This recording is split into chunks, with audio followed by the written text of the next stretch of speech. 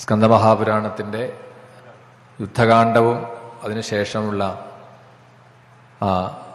ദേവകാണ്ഡം നമ്മളിവിടെ ഒരു ഭാഗം മാത്രമാണ്. ഈ പുരാണത്തിലെ സ്കന്ദ ആവിർഭാവം തുടങ്ങി ആ സ്കന്ദന്റെ സ്വയംവരം അഥവാ ദേവസേന വിവാഹം, അത്രമാത്രം ഉള്ള ശിവരഹസ്യഖണ്ഡം, അതിനെയാണ് പാരായണം ചെയ്തു വരുന്നത്. അപ്പം അതിൽ ഈ കാർത്തികേയ ആവിർഭാവം, സ്കന്ദ ആവിർഭാവം എന്തിനു വേണ്ടിയിട്ടായിരുന്നു? പ്രധാനമായിട്ടും ശൂരപത്മ അസുരനെ നിഗ്രഹിക്കാൻ തന്നെയാണ്. അതുപോലെ താരക അസുരനെ നിഗ്രഹിക്കാൻ വേണ്ടിയിട്ടാണ്. അപ്പൊ യുദ്ധകാണ്ഡത്തിൽ ആ ശൂരപത്മനുമായിട്ടുള്ള യുദ്ധം, അതിനുള്ള ഒരുക്കങ്ങൾ ഒക്കെ പറഞ്ഞ് ശൂരപത്മാസുരൻ യുദ്ധത്തിനായിട്ട് പുറപ്പെടുമ്പോൾ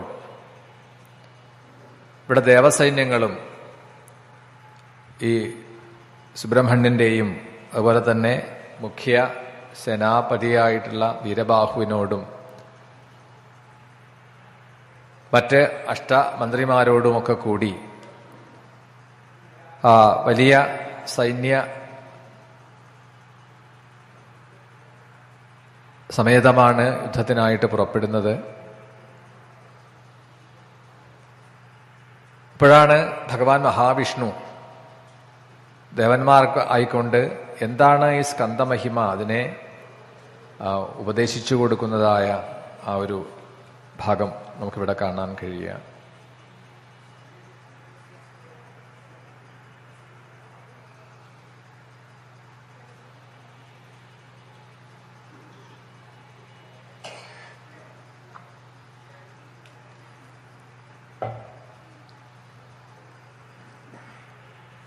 നിങ്ങൾക്കെല്ലാവർക്കും ശിവപുത്രനാണ് ഈ സ്കന്ദൻ എന്ന ആ ഒരു ബാലബുദ്ധി വെച്ചുകൊണ്ട്, ഇപ്പോൾ ഈ അസുരന്മാർ പോലും പലപ്പോഴും അങ്ങനെയാണ്, ഒരു ബാലനായിട്ടുള്ള കുമാരനായിട്ടുള്ള ഈ സുബ്രഹ്മണ്യന് എങ്ങനെ യുദ്ധം ചെയ്യാൻ പറ്റും, എങ്ങനെ വിജയിക്കാൻ പറ്റും എന്നൊക്കെയുള്ള ആ ഒരു നിസ്സാരഭാവം.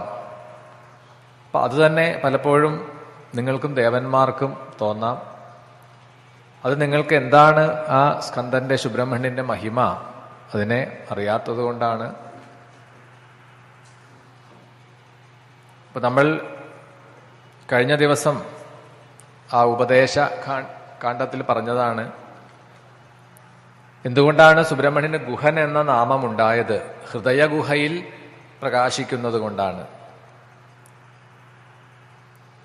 ഗുഹനിലാണ് സർവ ബ്രഹ്മാണ്ടങ്ങൾക്കും അധിപതിയായിട്ടുള്ള ഭഗവാൻ.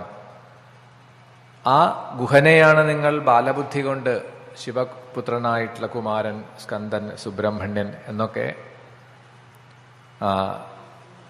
ഒരു ശിശുഭാവേന ബാലബുദ്ധി വെച്ചുകൊണ്ട് കാണുന്നത്. ഇപ്പൊ ഒരുപക്ഷെ കാരുണ്യം കൊണ്ടായിരിക്കാം ഇങ്ങനെ ഒരു രൂപം സ്വീകരിച്ചത് ആ ഭഗവാൻ. എത്രയോ അസുരന്മാരെ ഇതുപോലെ ഇതിലധികം ബലശാലികളായിട്ടുള്ള അസുരന്മാരെയും നിഗ്രഹിക്കാനുള്ള പ്രഭാവം ഈ സ്കന്ദന് ഉണ്ട്. ഇനി യുദ്ധത്തിൽ പോലും ആക്രമിച്ചിട്ട് വേണമെന്നില്ല. പക്ഷേ ഈ പലപ്പോഴും അങ്ങനെയുള്ളൊരു രൂപം സ്വീകരിച്ച് സൈന്യങ്ങളോടുകൂടി യുദ്ധത്തിനൊക്കെ വരിക എന്ന് പറഞ്ഞാൽ അതും ഒരു ലീല മാത്രമാണ്.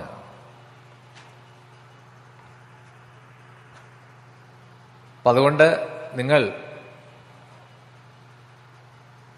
ആ സുബ്രഹ്മണ്യനെ, ആ സ്കന്ധനെ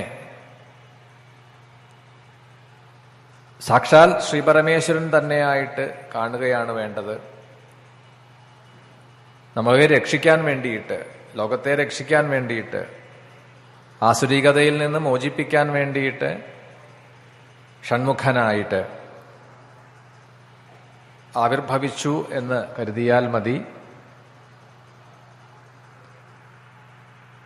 യുഷ്മാഭി അമരാ സർവേപി സ്മൃതോ മഹിമാസ്യരവ ശിശുബുദ്ധിം വിശേഷേണ കരോഷിത്വം പുരന്തര സർവാണ്ടാധിപതസ്തസ്മിൻ ഗുഹേ പരമപാർവണേ തപോ മഹിമനാഖേനാപി സുരാണാം ന സമാഗത ഈദൃശം മംഗളാകാരം ഗൃഹീത്വം ദേവനായക മന്ദസ്മിതേന കോപേന ശാപേനായോധനേവ.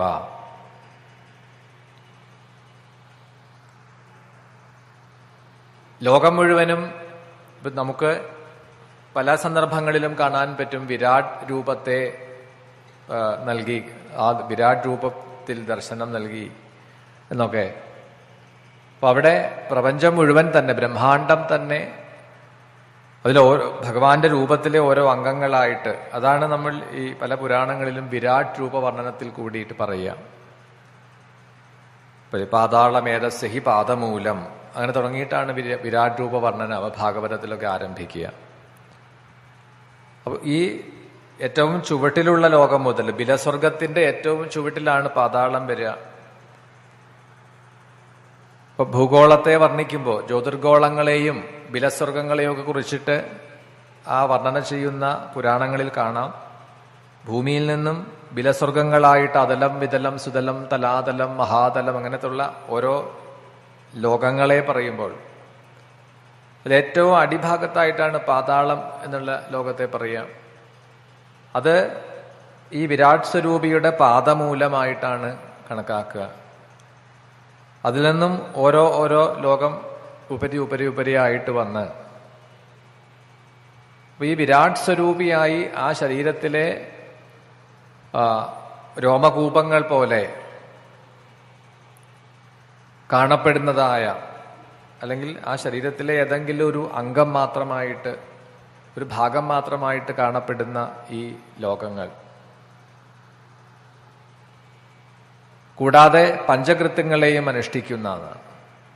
സൃഷ്ടി, സ്ഥിതി, സംഹാരം, തിരോധാനം, അനുഗ്രഹം, അതും ശിവൻ തന്നെയാണ് ചെയ്യുന്നത്.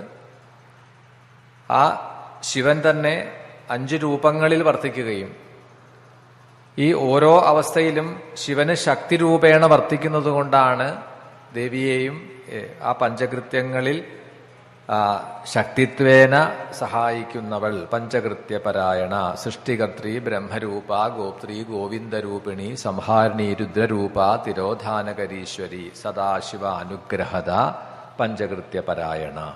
അപ്പൊ പഞ്ചകൃത്യങ്ങളെയും അവിടെ കാണാം. അവിടെ ഏതൊക്കെ രൂപത്തിലാണ് ആ ബ്രഹ്മം, ആ സാക്ഷാൽ സദാശിവരുദ്രൻ വർത്തിക്കുന്നത് എന്ന് പറഞ്ഞു. അവിടെ ഏതൊക്കെ പേരിലാണ് ശക്തി വിശേഷങ്ങളായിട്ടാണ് ആ ദേവി വർത്തിക്കുന്നത് എന്ന് പറഞ്ഞു. സാക്ഷാൽ ശിവൻ തന്നെയാണ് സ്കന്ദനായി വന്നിട്ടുള്ളത് എങ്കിൽ, ആ പഞ്ചകൃത്യങ്ങളെയും അവിടത്തേക്കൊരു ലീല മാത്രമാണ് എങ്കിൽ, ഒരു അസുരനെ നിഗ്രഹിക്കാൻ വേണ്ടിയിട്ട് അവതാരത്തിന്റെ പോലും ആവശ്യമില്ല. ഇപ്പൊ വിന്ധ്യ ഉപാഖ്യാനത്തിലൊക്കെ പറയും, പുരാണങ്ങളിൽ കാണപ്പെടുന്ന, ദേവി ഭാഗവതത്തിലൊക്കെ പറയുന്ന ഒന്നാണ് വിന്ധ്യ ഉപാഖ്യാനം. അപ്പൊ ദേവന്മാർ വിന്ധ്യന്റെ ഗർവിനെ ശമിപ്പിക്കണം എന്ന് ശിവനോട് പ്രാർത്ഥിക്കുമ്പോൾ അവിടുന്ന് പറഞ്ഞു, ഇതിനൊക്കെ ആയിട്ട് നിങ്ങൾ ഇവിടെ വന്ന് എന്നെ ആശ്രയിക്കേണ്ടതില്ല. വെച്ചാൽ വളരെ നിസ്സാരമായ ഒരു കാര്യമാണ് ദേവന്മാർ ആവശ്യപ്പെടുന്നത്. അങ്ങനെയാണ് തന്റെ ഭക്തനായിട്ടുള്ള അഗസ്ത്യനെ നിയോഗിക്കണു. ദേവന്മാരെ അയച്ചു. കാശിയില് വാരാണസിപുരയിൽ ശിവഭജനം ചെയ്തുകൊണ്ടിരിക്കുന്ന അഗസ്ത്യന്റെ അടുത്ത് ദേവന്മാര് ചെന്നു. ഞങ്ങൾ ശ്രീപരമേശ്വരൻ പറഞ്ഞയച്ചിട്ട് വരണതാണ്, എന്താണ് ആവശ്യം? ആ വിന്ധ്യന്റെ ഗർവത്തെ ശമിപ്പിക്കണം, അതിനായിട്ട് അവിടുന്ന് പ്രവർത്തിക്കണം. അങ്ങനെയാണ് അത് ഭഗവത് ഇച്ഛയാണ് എന്ന് അറിഞ്ഞിട്ടാണ് ആ അഗസ്ത്യൻ തന്റെ പത്നിയായിട്ടുള്ള ലോപാമുദ്രയോടുകൂടി അവിടുന്ന് കാശിയിൽ നിന്നും പുറപ്പെട്ട് തെക്ക് ദിക്കിലേക്ക് യാത്രയായി തുടങ്ങിയിട്ടുള്ള കഥാസന്ദർഭങ്ങൾ കാണാം. അപ്പൊ ലോകത്തിൽ എന്താണെങ്കിലും അതിനെ ചെയ്യണമെങ്കിൽ അതിനൊരു രൂപം സ്വീകരിച്ചിട്ട് വേണമെന്നില്ല. സങ്കല്പമാത്രേണ അതിനെ സാധ്യമാവുമെന്നിരിക്കെ ഒരു അവതാര രൂപത്തെ സ്വീകരിച്ചുവെങ്കിൽ അത് നിങ്ങളോടുള്ള കാരുണ്യം കൊണ്ട്, നമ്മളോടുള്ള കാരുണ്യം കൊണ്ടാണ് എന്ന് ഭഗവാൻ മഹാവിഷ്ണു തന്നെ ഇവിടെ ഉപദേശിക്കുകയാണ് ദേവന്മാരോട്. അപ്രകാരം ആ ഉപദേശം സ്കന്ദമഹിമയെയൊക്കെ പറഞ്ഞു കൊടുത്തുകൊണ്ടാണ് ആ മഹായുദ്ധം എന്നാണ്. ആ ഒരു വലിയ യുദ്ധം, ശൂരപത്മാസുരനും സൈന്യങ്ങളും ഒക്കെ ആയിട്ടുള്ള യുദ്ധം വർണ്ണിച്ച് ഒടുവിൽ ശൂരപത്മനെ നിഗ്രഹിക്കുകയും ആ സമയത്ത് ആ ശൂരപത്മനും ദേവസേനാപതിയായിട്ടുള്ള സുബ്രഹ്മണ്യന്റെ സ്കന്ദന്റെ ആ ദിവ്യരൂപത്തെ ദർശിക്കുകയും അവനെ സ്തുതിച്ചുകൊണ്ട് എന്നാണ്, തന്റെ അജ്ഞാനത്തെ നീക്കി തനിക്ക് സദ്ഗതിയെ പ്രദാനം ചെയ്തതായിട്ടുള്ള ആ ഭഗവാനെ സ്തുതിച്ചുകൊണ്ടാണ് പരമഗതിയെ പ്രാപിച്ചത് എന്നൊക്കെയുള്ളതാണ് ഇനി പറയുന്നത്. അതിനുശേഷമാണ് ദേവകാന്ഡം. അതിൽ വളരെ കുറച്ച് അധ്യായങ്ങളേ ഉള്ളൂ. അപ്പോൾ അതുകൂടി നമുക്ക് 9 മണിക്ക് ശേഷം പാരായണം ചെയ്ത ആ കഥാഭാഗങ്ങളെ അനുസ്മരിച്ചതിന് ശേഷം പിന്നീട് നമുക്ക് പ്രദക്ഷിണമായിട്ട് ആ ദേവിമാരെ എഴുന്നള്ളിച്ചു കൊണ്ടുവന്ന് ഇവിടെ വേദിയിലെത്തിച്ച് ആരതിയും അതുപോലെ മാല ചാർത്ത് അതൊക്കെ നടത്താം. 9 മണിക്ക് ശേഷം പാരായണം തുടരാം.